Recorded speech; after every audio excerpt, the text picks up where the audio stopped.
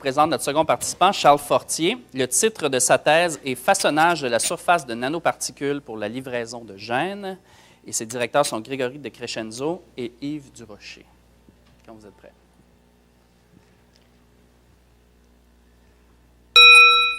Merci, professeur. Merci, professeur. Bonjour à tous. Moi, je vais vous emmener écouter un orchestre dans un concert. Donc, imaginez que c'est un orchestre un peu spécial. Il a environ 20 000 musiciens, dont un trompettiste. Donc, heureusement pour nos oreilles, tous les musiciens ne vont pas jouer ce soir. Il y en a plein qui ne vont pas jouer du tout. Okay, c'est un peu pareil pour l'ADN, le génome qui est dans chacune de vos cellules, qui est le même partout. Il y a environ 20 000 gènes dedans, mais il y en a beaucoup qui ne vont pas s'exprimer. Okay, donc un exemple, l'insuline. L'insuline, vous le savez peut-être, ça permet de réguler le taux de glucose dans le sang. Mais l'insuline, il y a un seul gène qui permet de la produire. Et dans le corps, il y a un seul type de cellules qui sont dans le pancréas qui vont permettre de l'exprimer, pour faire simple. Donc ça, c'est quand le système va bien. Maintenant, imaginez qu'au quotidien, il y a des cellules du corps qui vont recevoir des attaques qui peuvent endommager l'ADN. Okay, ça va être les rayons UV du soleil, ça va être les polluants qu'on respire. Et avec les années, il se peut que plusieurs erreurs dans l'ADN d'une cellule s'accumulent.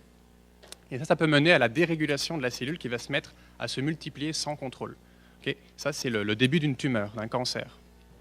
Donc, on a des cellules malades parce qu'elles ont un problème dans leur ADN et elles sont entourées de cellules saines. Donc, pour faire simple, ici, on peut se dire la thérapie génique consisterait à amener une version corrigée du ou des gènes aux cellules malades, c'est-à-dire aux cellules qui ont un problème dans leur génome. Donc, pour ça, on va essayer de l'emmener, ce gène, uniquement aux cellules malades.